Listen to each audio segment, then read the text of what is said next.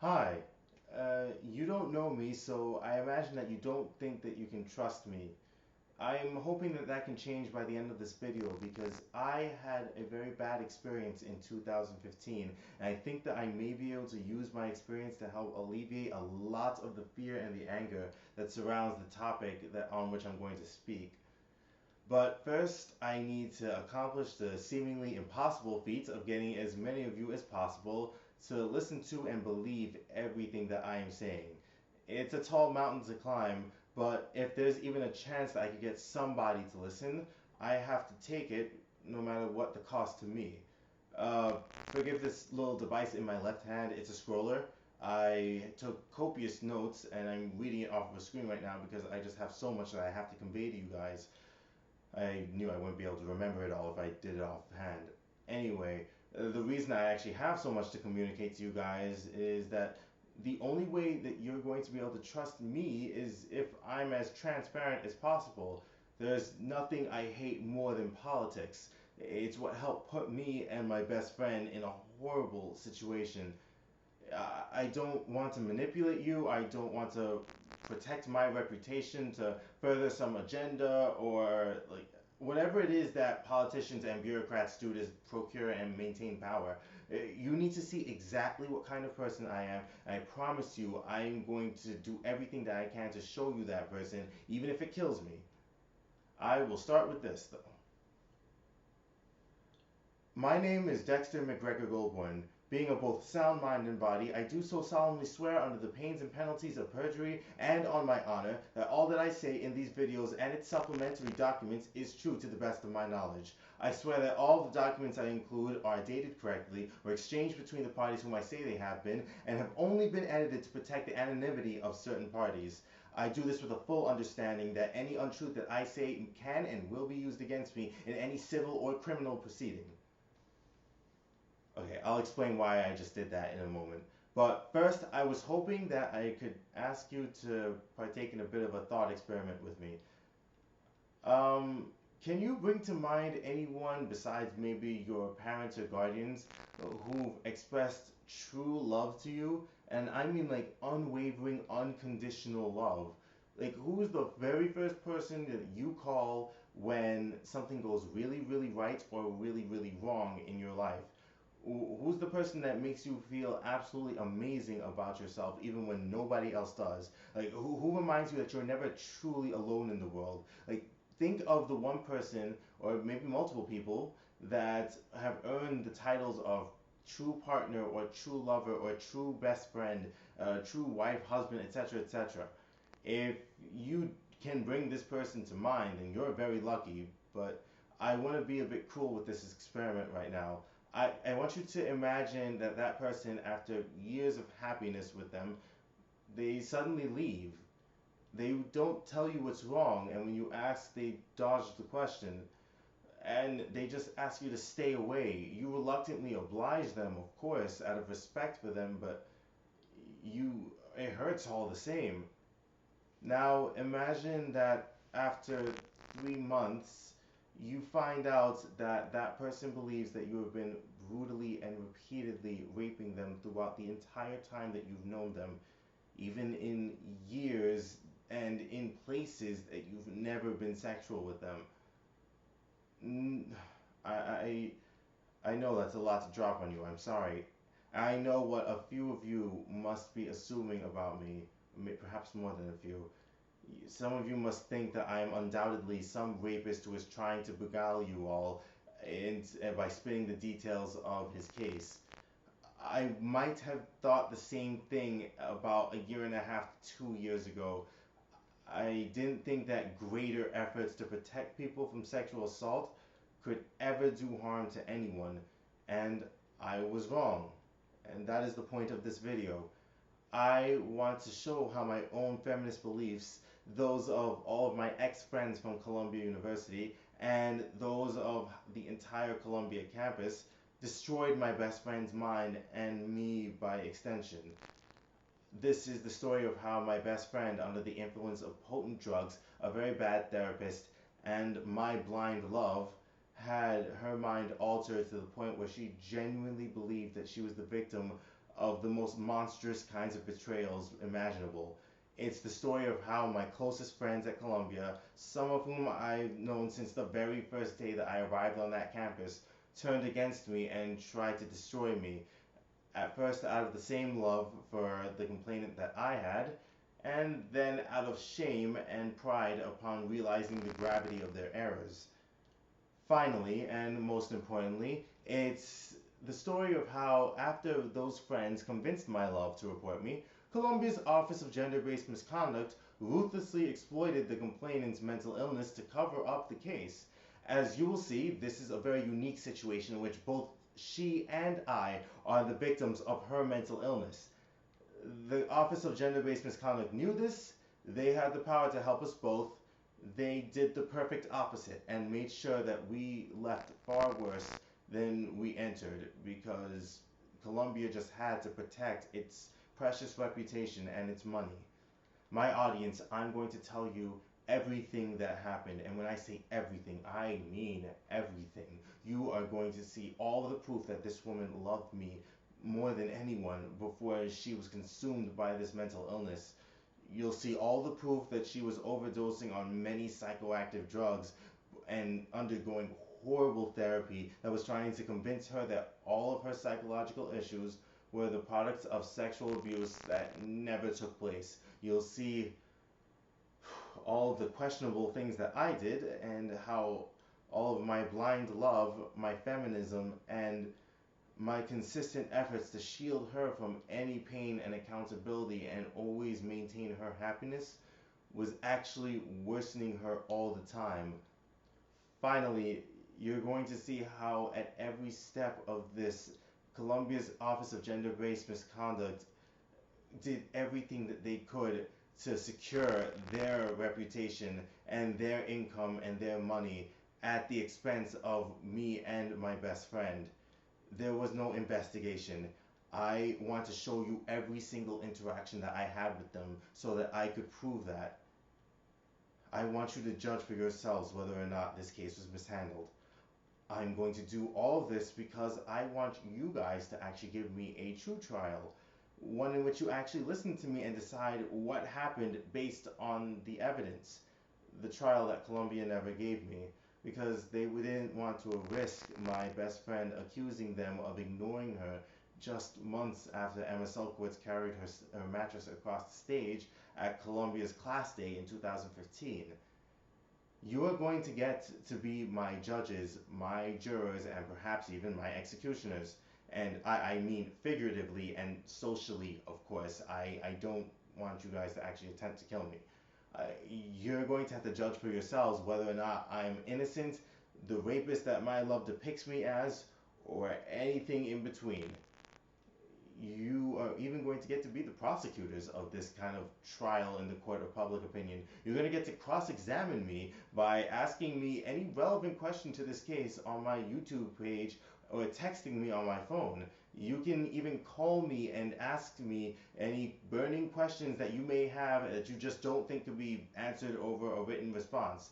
And on top of this, you can do this all completely anonymously. I don't want anyone to feel like they're at risk because you shouldn't be. I'm the one who's on trial.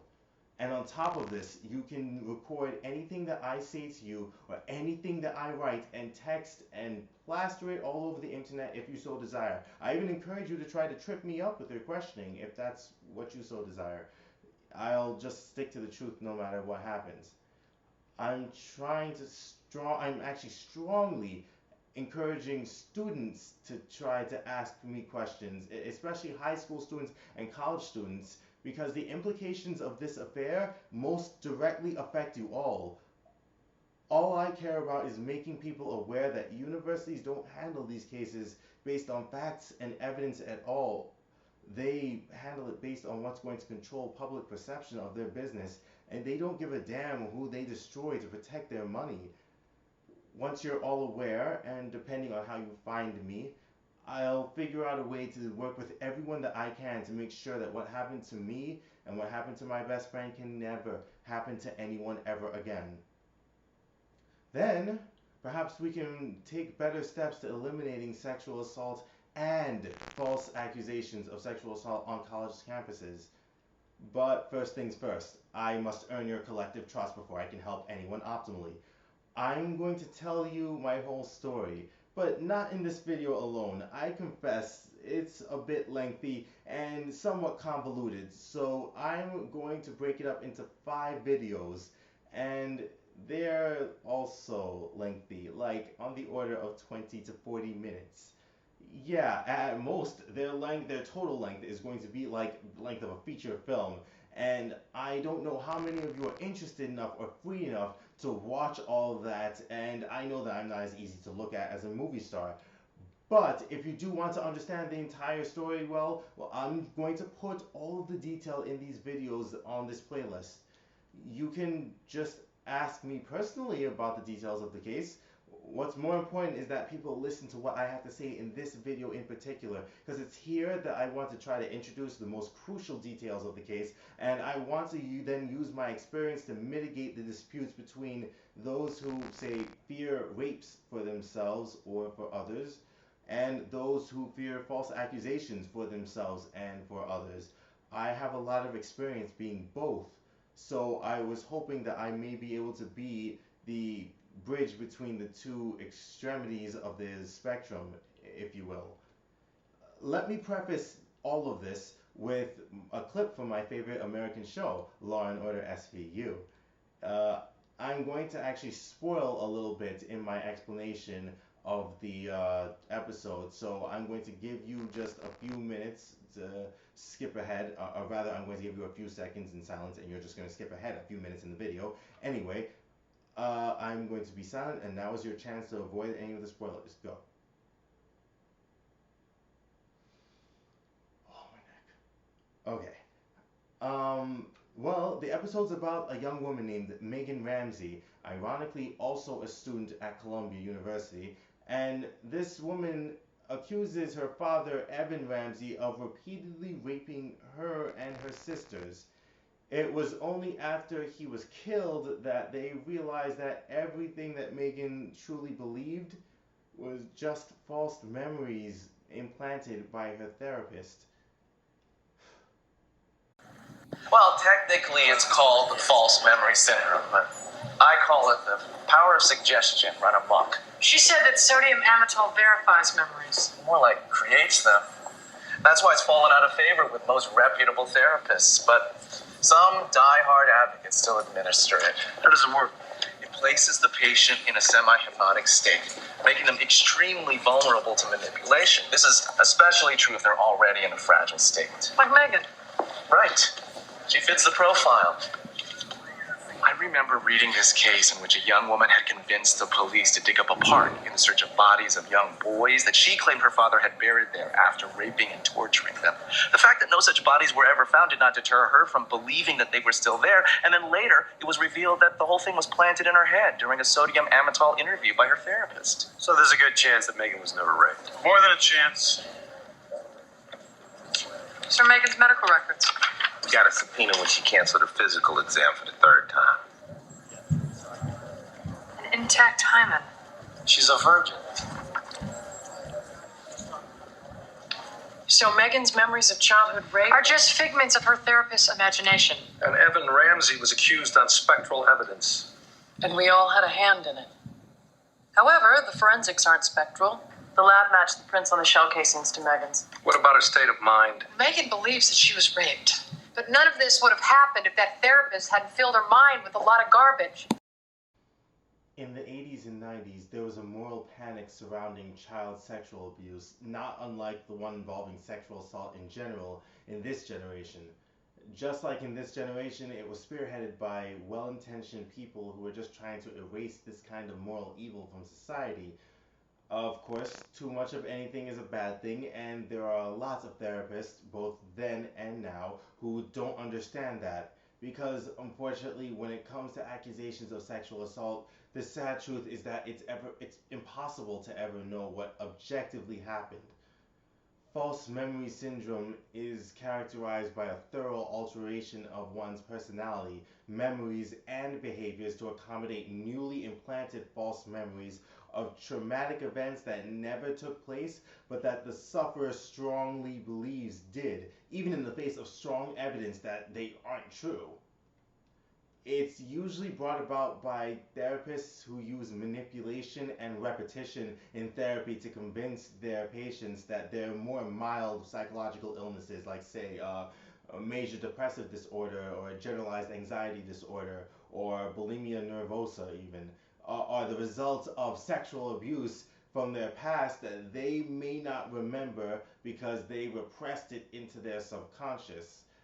Prototypically, the therapist will try to convince the patient that the only way to deal with their pain of these more minor issues is to deal with the pain of the memories of abuse that they need to recover from their subconscious. Yeah, it's Freudian psychoanalysis, and that's a reason why Freud's ideas have been the source of so much controversy in the realm of psychology, because there is no way to truly determine that memories recovered in this type of therapy are actually valid, and it is overwhelmingly accepted that memories can be created and implanted. Thank you, Elizabeth Loftus. And it's very easy to implant memories in someone who is already mentally ill and desperately searching for a way to get better. Believing that you're a victim gives you a very simple, easy answer for all of your pain. It gives you a way out. It's easier still when you're addicted to benzodiazepines, which is a class of drugs with sedative and hypnotic effects. It's also easier when that patient abuses a whole bunch of other drugs like opium and oxycodone and Adderall and Ritalin and etc. etc. And the final nail in the coffin would be an environment that would help reinforce those false memories through blind belief. Given that Columbia students were the ones at the forefront of the anti-campus sexual assault campaigns during the time of this, there was no better place for my friend to find support for her new memories, no matter how spurious they were. Once a therapist manages to implant these memories into the mentally vulnerable patient, often what ensues is, well, any every single attempt to avoid anything that can show them that their beliefs are untrue. They'll become more dependent on the psychotherapist and cut the person that they've been conditioned now to believe traumatized them out of their lives, as well as anyone who may not believe them. It's a lot like a personality disorder. It's ego dystonic, meaning that the person who has false memory syndrome doesn't know that they have it or won't admit that they have it, and they only engage in behaviors that perpetuate it, and often believe that everyone else is the problem, not them. Sorry. There were so many red flags, you guys. So many friends saying the exact same words whenever I told them about this woman. Something is off about this girl, Dexter. I dismissed everything that they said because they didn't know her like I did. She was so wonderful and caring, and I'm asking anyone who cares to view these videos to bear this in mind the whole time. I'm going to tell you about things that she used to say and do to me that were, in retrospect, just the slightest bit abusive. But please try to remember that this was all a product of her mental illness. Most of the time, she really made me feel like I was the most incredible person ever, even though she nearly dwarfed all of my skills so much. I've never known a love and a kindness like hers, and I am telling you that if you met her, you would think the same thing. She's the best person I knew. She was like a moral guide for me at times. I know that she made mistakes. I can't blame her drug usage on anyone but her. But it's for that reason that I have to protect her anonymity at all costs. I'm asking you for the same compassion for her as well. She is as much a victim in this whole situation as I am, perhaps even more so. Uh, I can't even articulate to you guys what she must have suffered, because as untrue as it is that I have ever harmed this woman in any way, I need you to try to understand that in her mind, it's completely real. All of our experiences, all of our love, it was completely overwritten with memories of her best friend violating her repeatedly. She lived the pain of that. I have seen far more mild forms of sexual assault mangle the psyche of their victims. This this must have been horrendous for her. It nearly killed her. It nearly killed me to know how much pain she was in. She has suffered so much more than enough. And this was all so preventable, guys. I want nothing more than for people to just use this story to become more aware of these dangers. But the only way that we can engender the change that I have in mind is together, as cliche as it is to say. Absolutely everyone I talked to about my plan told me that I was insane, that the climate against sexual assault is too strong, and that no one would listen to me. I was inclined to agree with them. After all, I too was one of the people who would blindly believe accusations of sexual assault without question up to about a year and a half to 2 years ago. So I did what I hate doing more than anything, and I started reading articles and current events about politics. I was actually surprised to find that there's still a significant amount of people who challenge the ideas of a rape culture or affirmative consent laws rather vehemently.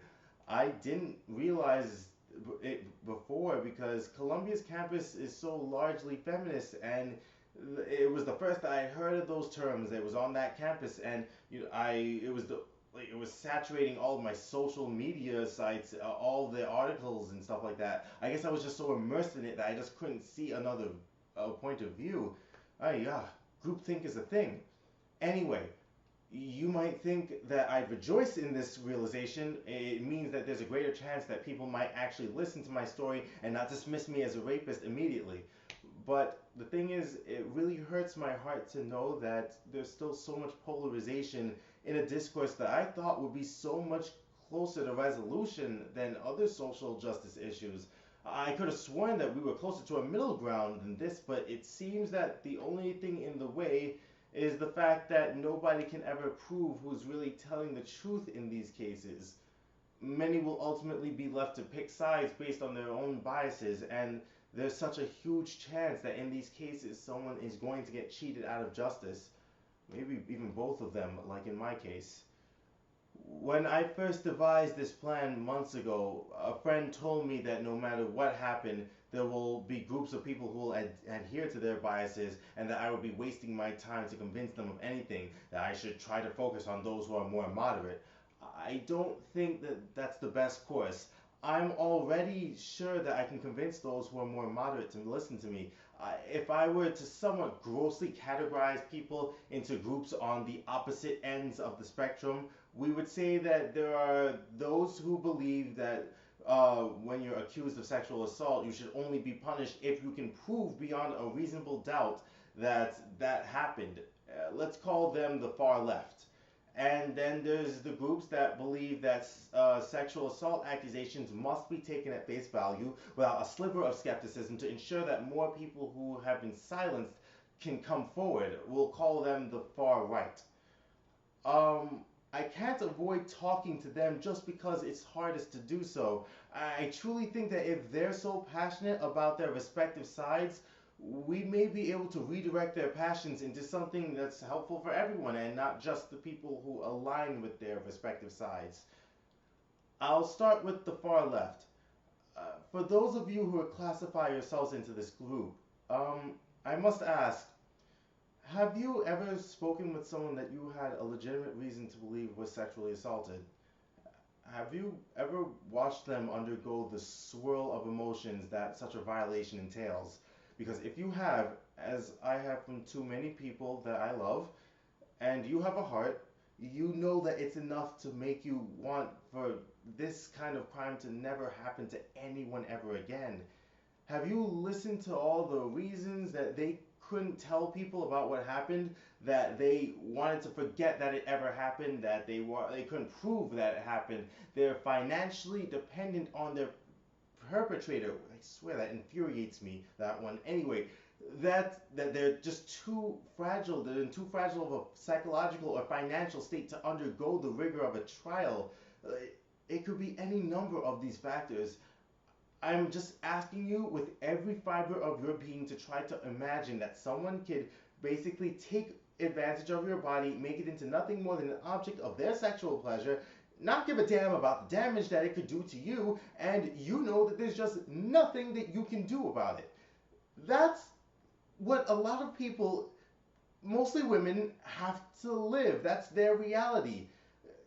Listen, people, like, please understand that my story is the proof that I understand your fears as well. No one should be assumed guilty until proven innocent.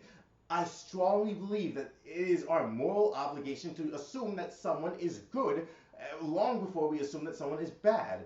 It's the standard of proof by which our legal system operates, and if people didn't, manipulate it and they actually followed it to the letter, it would actually be a very good system. But we must keep in mind that if the only way that someone could ever be punished for rape is to prove beyond a reasonable doubt that the rape occurred, no rapist would ever be punished for their crimes.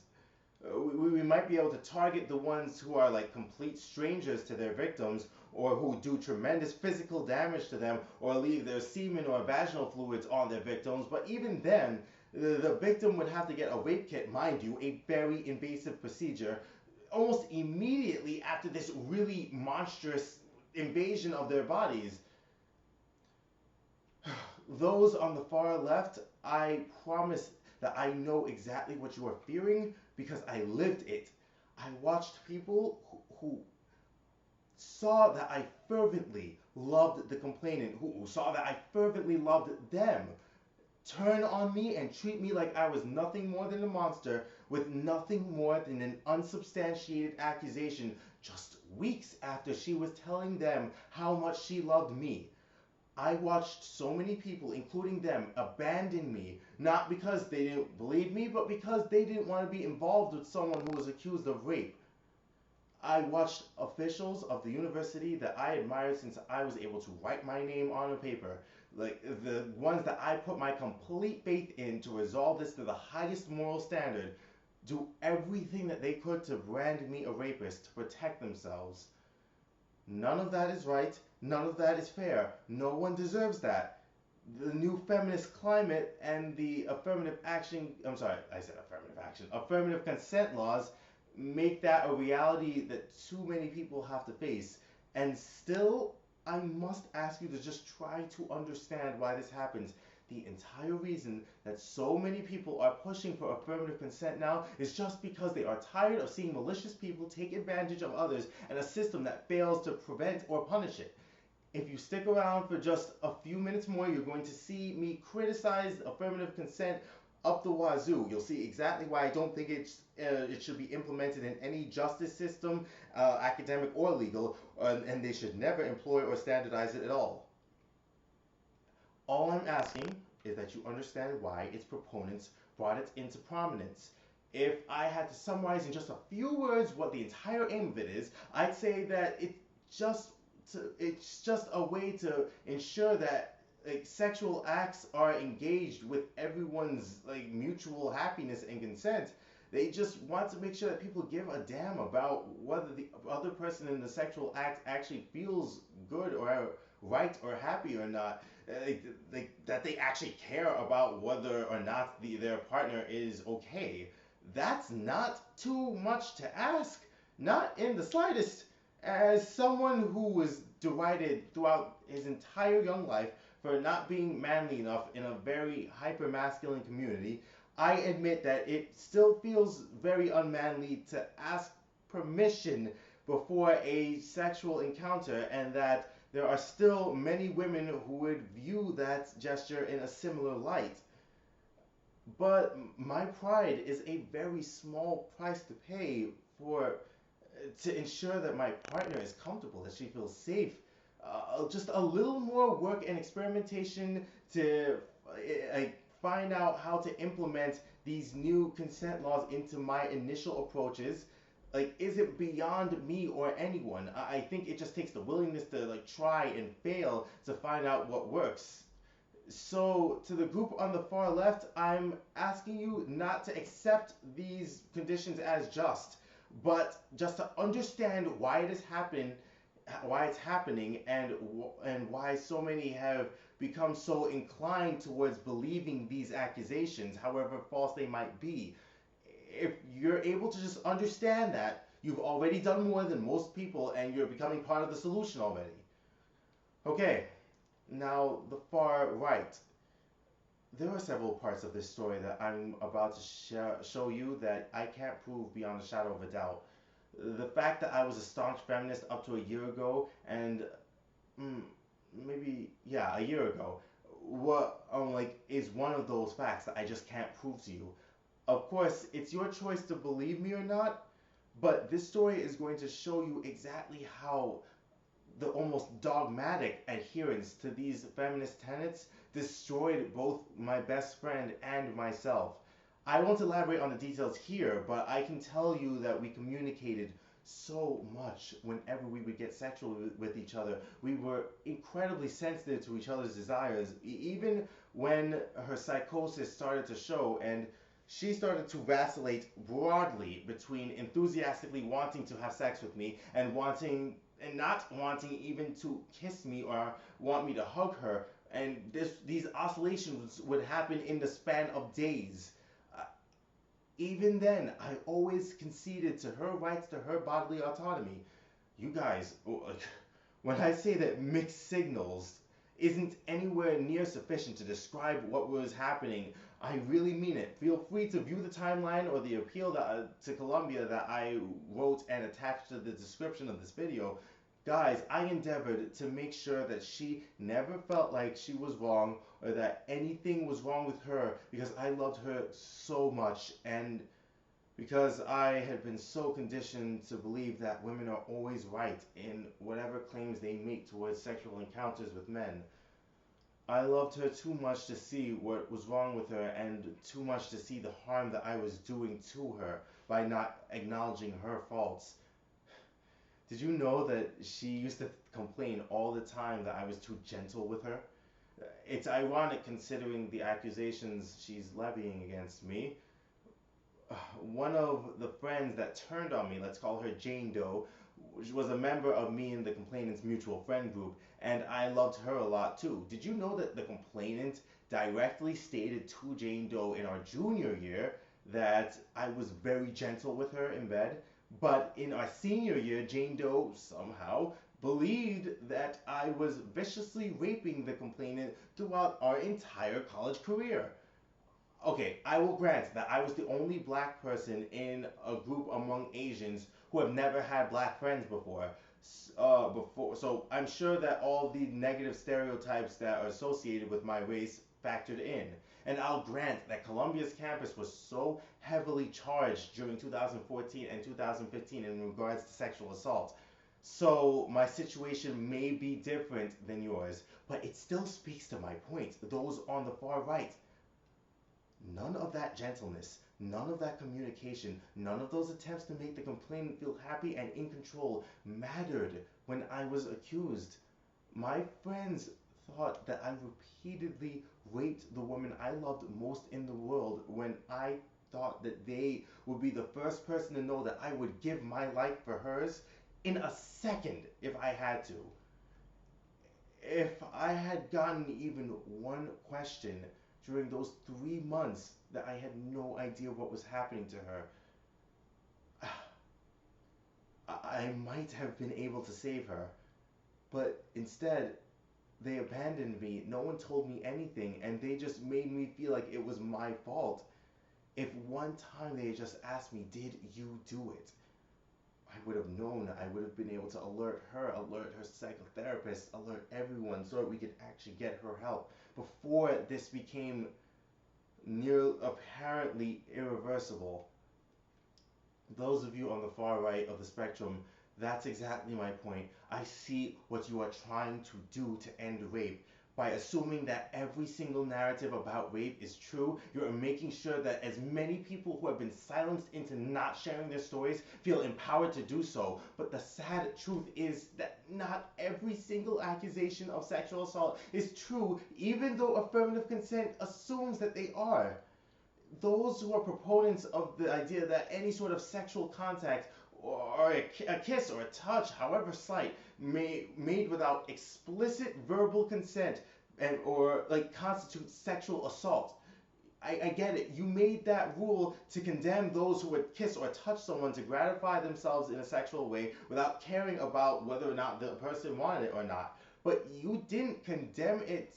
You didn't raise that statute to condemn, say, the boyfriend that touches his partner without getting verbal consent beforehand because that partner has consented dozens of times in the past, and therefore he just assumes that he doesn't need to constantly ask that person for consent. I've never heard of an intimate relationship in which the partner has to verbally confirm each and every time at every stage of sexual contact that they need to confirm whether or not they're comfortable with each other or not.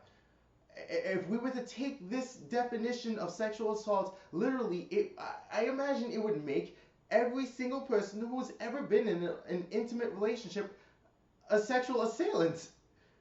It would seriously mean that each of my girlfriends, including the complainant, has sexually assaulted me several times.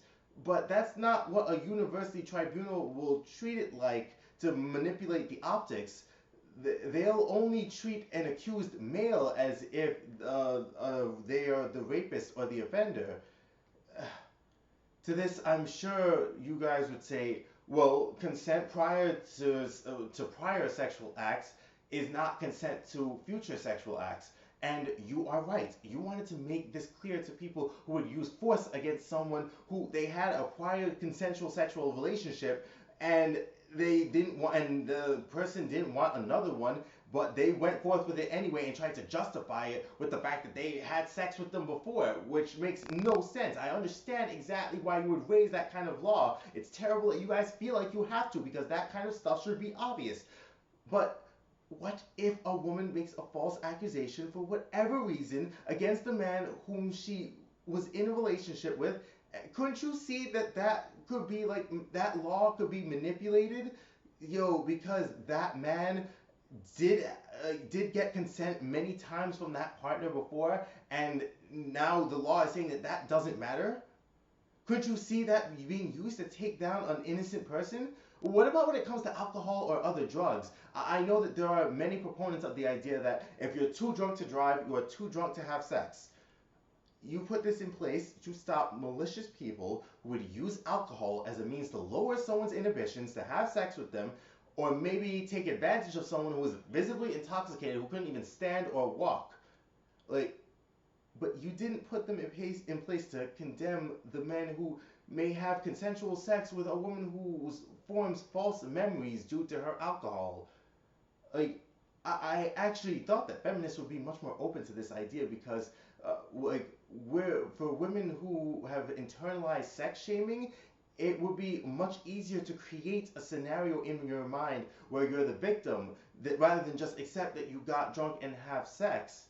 What about a scenario in which a woman drinks, is completely coherent and consenting when she has sex with somebody, and then continues drinking and loses her memory throughout the night? It is completely possible that a woman might be drinking while being completely coherent and bereft of any signs that she's significantly intoxicated, she could have sex with somebody, and then black out because she underestimated her limits, and then fill in the blanks the next day with memories that suit her biases. But you and I both know that that's not how a university would view the situation if a woman complained. What about the idea that even if you don't say no or don't say stop, that doesn't mean that your lack of action indicates that you wanted sexual contact, and that doesn't constitute consent? I wish I could just communicate to you guys how much it does hurt me to know that you feel like you need to say this because this is only put in place to stop the monsters who would see that someone who is completely unconscious and just take advantage of them because they're unconscious, or they would maybe silence them with other means like intimidation or force, and then they would say that, well, she didn't say that, no or stop.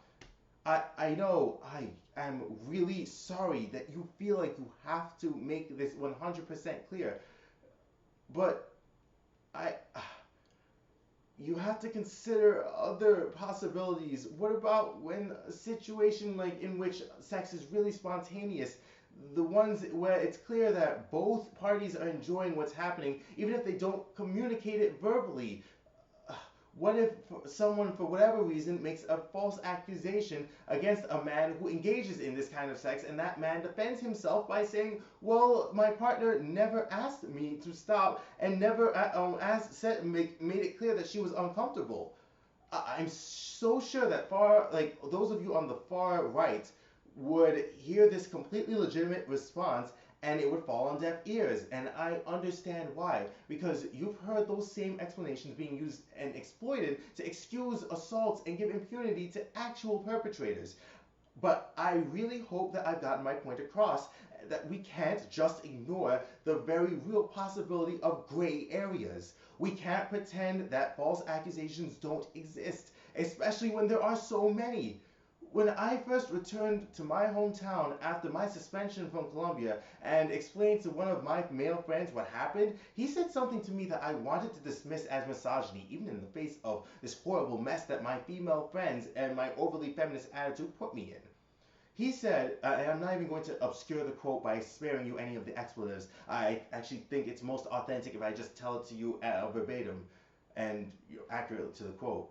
Okay, he said, Dexter, this is exactly why I don't fuck with this feminism shit. Because if this shit can happen to you, this can happen to any of us. Okay. I wanted to contest his comment, but I couldn't. He was completely right. If even the people I love the most could blindly believe at the turn of a hat that I'm a monster, even though they knew full well that I loved this woman so much, even though I've never done anything to her or anyone that could ever indicate that I would ever do something like this, even though she was on every narcotic in the sky, they still believe this. They believe that I hurt her in ways that only a demon could. So what chance would a man who is falsely accused in a simple he said, she said, stand in a hookup with someone who he barely knows and against people who barely know him? I'm not sure if this new feminist wave could bring us to the precipice of another outbreak of something as severe as, say, false memory syndrome, like what happened decades ago. But the fact that this happened to me still has very strong implications for what direction this is heading in. You guys, I understand why you feel like it's extremely important to take anyone who makes an accusation completely at face value, because I was exactly the same way. When my friends who suffered from sexual assault talk to me about their experiences, the first thing I would do is ask myself, what would Olivia Benson do? She would assure them that she believes them. She would assure them that she will advocate for them, and she will assure them that they are not at fault at all for what happened. But I forget that there were episodes in which Olivia's lack of skepticism, even though it's a product of tremendous love and compassion, even though it helps them so often, it has harmed many people as well, including the people that she's trying to protect. Law & Order SVU does a spectacular job of highlighting all these ambiguities. I really strongly recommend it. Anyway, every single time my love has told me that her pain was my fault and not hers, I bent over backwards and accepted it, because it didn't occur to me that it was possible for anything to be wrong with her, that she could be accountable for her own actions. I did it over and over and over again for years, blindly, and it allowed her mental illness to just keep festering, solely because I was the man and she was the woman. You and I both know that if we keep allowing this to happen, it will only be cisgender men who suffer. We're the ones that society perceives as the aggressors, never the victims. I have often seen feminist videos online retort by saying that false accusations are just so much rarer than real ones, so it doesn't matter. I think that statistic that they invoke the most is like the 2 to 8% statistic, the one that says that 2 to 8% of all accusations of rape are false. Okay, now there are already several people who have shown with impressive analytical rigor, I might add, that that statistic, that 2 to 8% statistic, is not really dependable at all, and that it's actually unknowable how many accusations are actually false. But I don't know, I don't want to even argue that, actually. For argument's sake, I'll grant you that it's 2%. Wait, let's up the ante. Let's say that it's 1%. I want to know, are you willing to sacrifice that 1% because you don't want to subject any narratives to any scrutiny, because you don't want to search for another solution? Does that 1% not matter to you at all? If your answer is no to that, I cannot in good conscience stand by you. So many feminists saying so many necessary things, so many insightful ideas that will promote equality, and not just between the sexes, but between every single type of person. So many don't see that they are alienating so many people, especially men with their beliefs, just as I didn't see. You're big words. You're delegitimizing what I think is at large a very important movement, because you can't expect for men to associate themselves with something that can so easily do so much harm to them. I'm actually surprised that intersectional feminists haven't considered how black skin could be used to vilify those who are innocent, simply based on the fact that they're perceived as more hypermasculine or hypersexual or whatever it is those ludicrous stereotypes are about black men.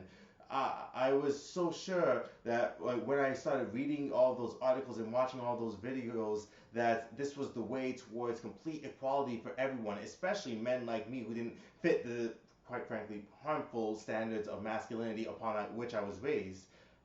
But I think about the way I was previously approaching these situations of sexual assault, and the more that I think about these affirmative consent statutes and the push to implement them into colleges and even law, the more I realize that these ideas sound like they're not rooted in equality, but in fear and revenge for all the rape victims who were sacrificed to maintain, the Blackstone standard? The idea that you must be assumed innocent until proven guilty. So those who couldn't prove that they did actually suffer these rapes were scapegoated. And I think that a lot of people now are just angry about that and willing to do whatever it takes to take back power. It sounds crazy, but I'm glad that this happened to me. It has changed my perspective from one that was only focused on protecting women to one that's focused on protecting everyone.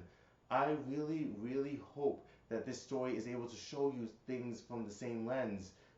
We have to find another way, because just as women don't deserve to live in fear of assault, neither should men have to fear having their lives torn asunder without warrant. It's so sad. The way I see it, we're all on the same side. We all want more people who perpetrate sexual assaults to be duly punished for what they've done, and we want those who don't perpetrate sexual assaults not to be unfairly penalized. I don't understand exactly what we have to do. I have ideas, albeit ones that only I'm uninhibited enough to try. Anyway, but for me to get all of you to trust me enough to talk about these ideas, first you've got to decide for yourselves what kind of person I am. I completely understand why many of you might make the assumption that I'm a rapist or some sort of sex offender or something. It's the same reason that many people make this assumption about those who are innocent. I can't prove to you that that what I'm saying is true beyond a shadow of a doubt. On top of this, there are indeed actions in my story that are somewhat dubious. Ones that would only make sense if you truly believe that I loved the complainant far more than I loved myself. No, seriously, like once you watch and read my story, you're going to either be convinced that I am a lying rapist who is a complete sociopath, and I mean someone with very strong and resilient antisocial personality disorder, or you're going to believe that I am the most pathetic, lovesick man that you have ever encountered. Trust me, there is no in between in this case. But because Colombia never conducted an actual investigation, because they never provided any of the surveillance footage that I repeatedly begged for, I will never be able to prove to you that what I'm saying is true. That's why before I begin this trial, I am going to make a request of anyone who has ever been affiliated with me in any way, family, friends, co-workers, any of the people that I just didn't get to already and talk to about this. If this goes south and I'm not able to convince people that what I'm saying is true, I am publicly asking you to disavow me, and I mean completely denounce me in all capacities. I know some of you may have reservations about doing this, but I've seen what happens to anyone who's affiliated with anyone who's been accused of a sexual offense. There simply does not need to be any more casualties in this affair. And it is worthwhile to do this undertaking. Everyone I've spoken to about this affair has told me that I'm risking my chances of becoming a doctor by doing this. But the way I see it, now that I've seen the harm of both sexual assault and false accusations firsthand, I see them as nothing more than a public health issue. Rather, I see them as every bit as salient to the world as a public health issue. I've seen Columbia University's corrupt bureaucracy exacerbate this issue with their self-interest.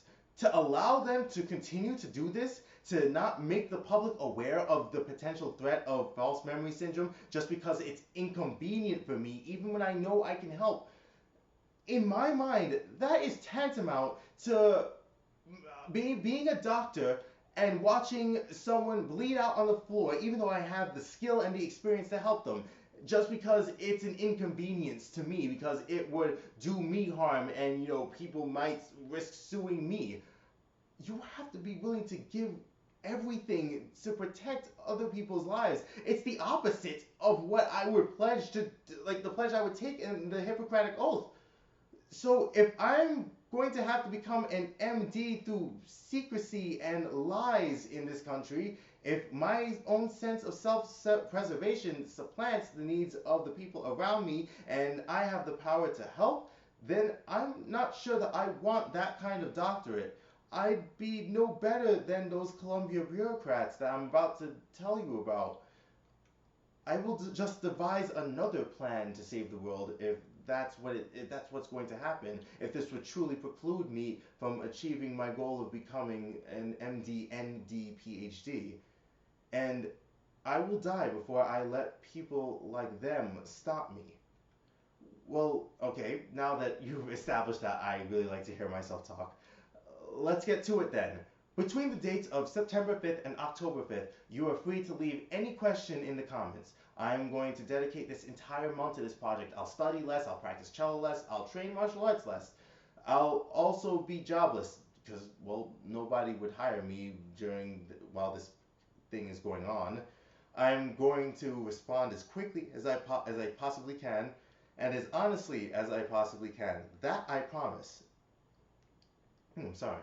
Anyway, you can also text me at the number that I leave in the description if somehow that's easier for you. I welcome you to call me, but I'm asking that you do so with discretion because I ask you to try to understand that if this goes according to plan, there are going to be a lot of people with a lot of calls, and so it would be very difficult for me to get to every single one of them if every one of those, hopefully thousands of people were calling me. So just remember that only call if you really just have a burning question. Anyway, there are hold on. This actually brings me to the next item on the agenda. While you can do this anonymously, I just want to let you guys know that I need you guys to only ask questions that are relative to the case. I promise that I'm going to be rather gratuitous with the information that I provide you guys, and you'll see that in the documents. But you can't just ask, say, what's my religious affiliation or what candidate I would vote for in November, because that's irrelevant. I know that someone would just use that as a means to create whatever image of me that they want in their heads and then dismiss all the facts, and this case is about the facts. Now I can't enforce this second rule, but I'm just going to ask nicely and hope that you guys listen. Please try not to downvote other people for their comments or questions. I want absolutely everyone to feel like they have a space to share their opinions freely. I'm going to give you complete freedom to blast me. Call me a rapist. Tell me exactly what you think of me. And I truly want anyone who is disgruntled or angry to direct all of their anger onto me, however misplaced it may be. Criticize my arguments and my ideas, but please try to let others just have their say. Finally, I won't provide any information that I even suspect for a second could reveal the identities of any of the characters in this story, especially that of the complainant. She has suffered more than enough, and she does not need further demonization from or scrutiny from anyone who is insensitive to her mental illness or mental health in general. There are no exceptions to this. I am not going to do anything that could possibly compromise this, so please do not ask. So there you have it. Anyone can ask questions of me through the modes that I listed above, but I truly hope that high school and college students will ask me the most.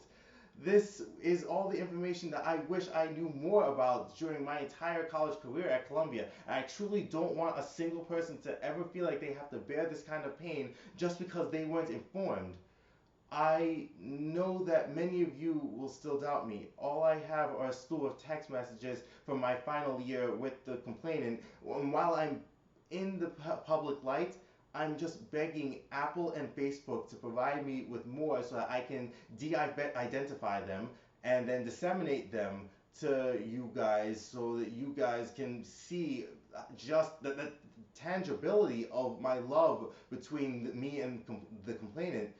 I know it doesn't prove anything beyond a shadow of a doubt. All I have is my word. But perhaps you guys think that I'm some sort of really good actor or that I have antisocial personality disorder. Maybe you think that I'm some sort of like mastermind who's making this elaborate ruse to manipulate you guys or something. Of course, I welcome you to consider all of these possibilities. I mean, it does show that you're at least thinking about the case. But I do want you guys to just consider one question. What do you think my end goal is here? If not to break the cycle of fear and hatred between the far left and the far right, and to make sure that corrupt universities like Columbia are actually held accountable for their mishandlings of their cases. You guys, the truth of the matter is that the truth doesn't matter. The accusations of this are more than enough to put a damper on my dreams to become the doctor scientist that I've always wanted to become. I can't really see a version of this in the near future, at least, where I end up in a much better place in this society's hierarchy than before. Perhaps spiritually, but not in within this westernized society that values money so much. But I think my position in that society, which I've discovered recently is very, very corrupt, is worth sacrificing if it means that I can prevent people from needlessly attacking each other and stop these bureaucrats from doing these terrible things, so that people can't just ignore this anymore.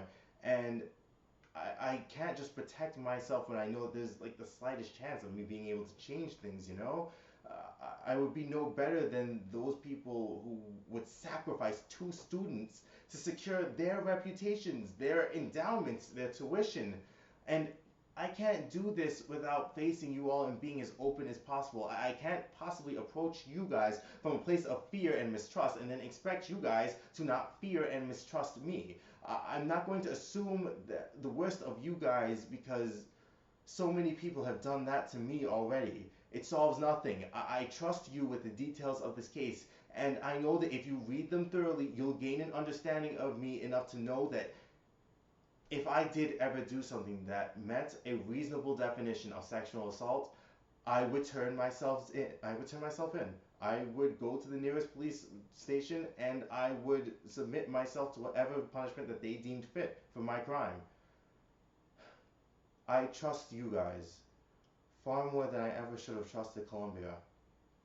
Thank you for staying with me for so long and listening to everything that I had to say. This is a long-winded speech to you all, and it's over. Unless you're deciding to go into the other parts of the story within the playlist. I'm concluding this video with an open letter to the Dean of the Undergraduate Student Life, who wrote my expulsion letter, Jerry Henry. And who else?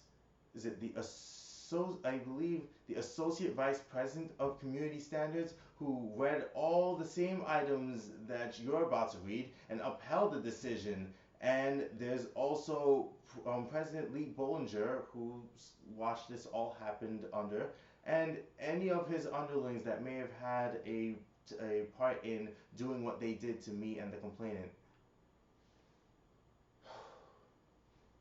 What the lot of you have done is indefensible. You had all the power to make this situation right. You had all the knowledge. You had me, who trusted you and was willing to cooperate with you fully because I thought that our goals were the same. I thought that our goals were the right thing. I was a fool for trusting any of you. You were willing to exacerbate my situation after you knew what I had underwent. You were willing to treat me like a monster. You were willing to allow my best friend to keep believing that she was raped over and over again. Even though you had so many psychologists that could have helped her, even though you must have had 1,000 ways to help show that her memories, the memories that your therapist implanted, weren't true. You weren't willing to risk anything for what was right. Our lives weren't more important than money to you. We're just collateral damage to you, aren't we? The worst part is that it didn't have to come to this at all. I wasn't lying in that last correspondence I had with you in February. I would have forgiven you. I would have done absolutely everything in my power to understand your position had you just talked to me one time.